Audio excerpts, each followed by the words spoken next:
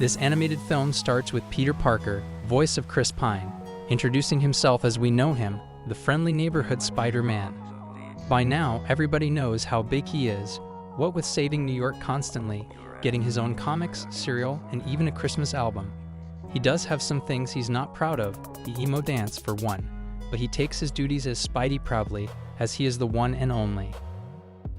We meet Brooklyn teen Miles Morales, voice of Shameik Moore, as he is getting ready to start attending a private school. He lives with his father Jefferson, voice of Brian Tyree Henry, and his mother Rio, voice of Luna Lauren Velez. Miles goes around his neighborhood greeting his friends and tagging street signs with stickers he made. Jefferson, a cop, catches Miles and escorts him to school in his cruiser. As they ride to the school, they see a news report on Spider-Man, whom Jeff is not a fan of. Once they arrive, Jeff tells Miles he loves him, but Miles fails to say it back. Jeff then uses his radio to force Miles in front of all the other students to say, "I love you" back, embarrassing him. Miles gets into his schoolwork as he tries to adjust to this new environment. During one of his classes, he meets Gwen Stacy, voice of Haley Steinfeld, who doesn't immediately tell him who she is. Later, Miles sneaks out of his dorm to visit his uncle Aaron, voice of Mahershala Ali, who is Jefferson's brother and a sort of black sheep due to his criminal activities. Miles tells him about Gwen, and Aaron tells him to do a shoulder touch to try and charm her. The two then go to the tunnels near the subway so that they can do some graffiti since Aaron is fond of Miles' artwork. As Miles spray paints the walls, a radioactive glitching spider crawls up his leg and bites his hand after Miles takes a picture of his work. But he only lightly taps the spider off his hand before leaving with Aaron. The next day, Miles finds himself feeling differently. He hears a voice in his head, which is accompanied by comic-style text boxes. His clothes barely fit, and he is sweating profusely. He runs into Gwen, who tries to make up a fake name when they properly introduce themselves. Miles tries to do the shoulder touch, but he only gets his hand stuck on Gwen's shoulder, and then her hair, leading them to have to go to the nurse for her to cut her hair off. When Miles tries going back to his room, he is found by a security guard who calls him out for leaving his dorm. Miles runs and hides in the man's office, getting everything stuck to him as he keeps freaking out. He climbs out the window and finds himself walking on the walls before running into the streets, amazed by his newfound powers and abilities. Miles later goes to the tunnel where the spider bit him. As he examines it, it starts glitching again. Not long after, Miles hides as his spider sense detects danger. Spider-Man enters as he's being pursued by the Green Goblin, voice of Jorma Tacone. The fight takes them beneath Fisk Industries where Wilson Fisk, Kingpin, voice of Liev Schreiber, is attempting to start up a super collider. In the middle of Spidey fighting Goblin, he takes the time to get Miles out of harm's way. Spidey realizes Miles is just like him, just as the machine is turned on. Outside in the city, certain structures start to get weirdly morphed into other shapes. A blast occurs in the tunnel. Spidey is badly injured and Miles tries to help him, but Spidey tells him to hide before giving him a drive to shut down the collider. Kingpin, Goblin, and another villain, the Prowler, gather around Spidey and remove his mask. He begs Kingpin not to restart the collider, even telling him to think about his family. But this angers Kingpin and he kills Spider-Man by slamming his fists down onto him, which Miles watches in horror. He runs back home where his parents find him, and he runs to hug Jefferson. The news breaks out that Spider-Man is dead, and that he was Peter Parker. New Yorkers everywhere are devastated. Miles buys a costume. The store owner is the voice of Stan Lee, no less, before attending a memorial service for Peter, with many other fans attending dressed as the wall crawler. Mary Jane, voice of Zoe Kravitz, delivers a eulogy for her husband while Aunt May, voice of Lily Tomlin, stands solemnly in the back. Miles is inspired by MJ's words to take up the mantle of Spider-Man. He wants to test out his powers, but he isn't quite sure of how to get them to work. He later pays a visit to Peter's grave, just as he is spotted by another man, Peter B. Parker, Jake Johnson. In his own words, this Peter tells us that in his universe, he's been Spider-Man for years and is now an adult, but he's lost Aunt May and he was married to Mary Jane, but is now divorced due to him not being able to work out his issues as Spidey, as well as him not wanting kids when she did. He became depressed and gained weight, and then the collider turned on, which pulled him into this dimension. Now after finding Miles, he gets knocked unconscious, leading Miles to try and swing away with him as the police go after them, only to end up crashing on the streets as people walk past them. Miles brings Peter somewhere for safety. He questions Peter as to how it's possible that he's there alive, and he correctly guesses the alternate dimension theory. Miles takes out the drive that the Peter of his universe gave him, which other Peter calls a goober, but it's broken.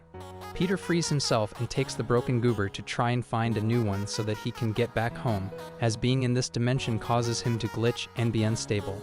However, before Peter can head off on his own, Miles guilts him into letting him join so that they can make things right together.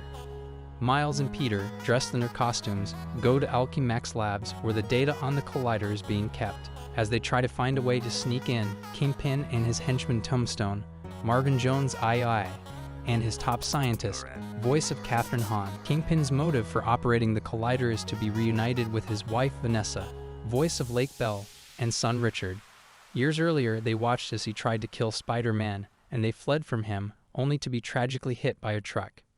Miles and Peter manage to sneak into the lab and find the room with the computer. Miles starts freaking out again as he can't unstick himself from the ceiling, just as Kingpin and his scientist are outside. Miles then also finds out he can turn invisible while he's scared. The scientist then enters the room, forcing Peter to try and charm her. She is impressed to find Spider-Man alive, but only so she can kill him herself. She then reveals her name to be Dr. Olivia Octavius, aka DOCOCK. She reveals her mechanical tentacles as she attacks Peter, but Miles grabs the computer so that they can go. They are chased by scientists out of the lab and into the woods. The guys swing through the trees as the villains catch up, but Doc Ock gets webbed up by a third spider person, GWEN. She tells Miles and Peter how she too has come from another dimension where she was bitten by a spider. There she saved her father's life, but couldn't save Peter. The three of them then head out of the woods to get away. Doc Ock later goes back to Kingpin, who is highly displeased to find there are two more Spider-Men around. Miles, Peter, and Gwen to go Aunt May's home, where she is able to figure out that the Peter she sees before her is from another dimension. She takes them to her Peter's old secret hideout, which is full of different suits, gadgets, and vehicles. There, the three meet Spider-Man Noir, voice of Nicolas Cage, a black and white old gangster talking hero, Penny Parker, voice of Kimiko Glenn, and her robot S-Peter, which is powered by a radioactive spider, and Peter Porker, aka Spider-Ham, voice of John Mulaney, who was actually a spider bitten by a radioactive pig. All of them were pulled from their own dimensions and into Miles' world. They each plan to stay behind and shut down the collider with a new goober so that the rest can get home, but Miles says it has to be him since this is his dimension. When Peter tries to back him up by stating the cool powers that Miles has, he is unable to turn them on and prove to the others that he is capable of helping. Miles turns invisible and he dejectedly leaves the cave. Miles goes to Aaron's home for help, just as Jefferson and Rio are contacting Aaron since they haven't heard from Miles in a while. Miles finds Aaron's apartment empty, but then encounters Prowler inside, prompting him to go invisible again. Prowler speaks to Kingpin and removes his mask, revealing himself to be Aaron. Miles is horrified. He tries to get out of the apartment, but is chased by Aaron throughout the city until he manages to evade him. Back at Aunt May's house, Miles reunites with the other spider people to tell them that his uncle is working for Kingpin. Unfortunately, Miles has led Prowler there, along with Doc Ock, Goblin, Tombstone, and Scorpion, voice of Joaquin Cosio. The villains attack, and the spider people spring into action. Even Aunt May gets in on it by defending her home. Prowler goes after Miles and chases him to the rooftop. Kingpin orders Prowler to finish Miles off, until Miles takes off his mask to reveal himself to his uncle. Aaron is mortified that he almost killed his nephew. As he backs down, Kingpin shoots Aaron in the back and then goes for Miles, but he swings out of there with his uncle. He takes Aaron to an alley where he is dying. Miles blames himself for what happened, but Aaron encourages him to keep pushing forward. Jefferson finds Miles over Aaron's body, sending Miles fleeing. Jeff then sees his brother and breaks down. Miles returns to his dorm, where the other spider people meet up with him. They cause his roommate to pass out from seeing them crawl up the wall. Peter webs Miles up to his chair and takes the goober to go stop the collider, telling Miles it's for his safety. After they leave, Jeff comes up to Miles' dorm outside, but he can't respond thanks to the web. Jeff tells him about Aaron and only wishes for Miles to be okay. Miles then musters up the strength to bring out his power to free himself. Miles goes back to Aunt May's and gets the original Spider-Man suit, which he spray paints with dark colors.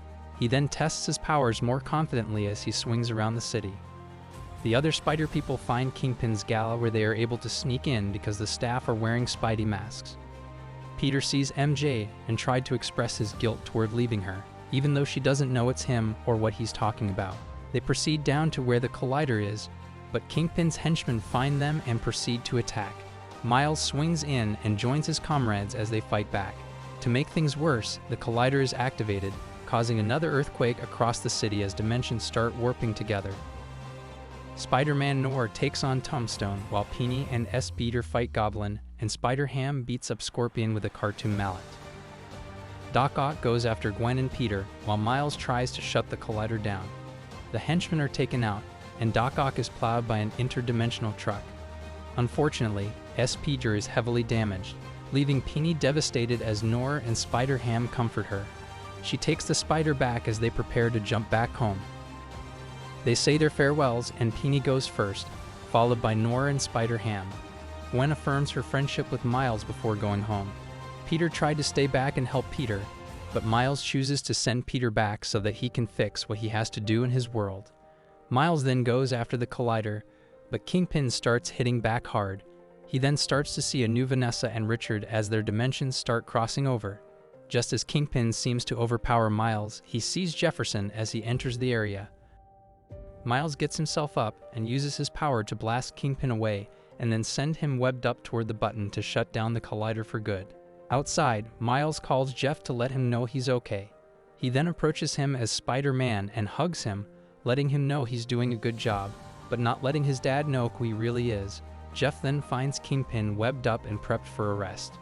Miles now assumes his regular school duties while also taking on his role as the new Spider-Man, earning a number of new fans across the city. Meanwhile, in Peter's dimension, he heads off to patch things up with MJ. As Miles settles in his room for a nap, a dimensional portal opens and he hears Gwen's voice calling to him. There is a dedication for Stan Lee and Steve Ditko.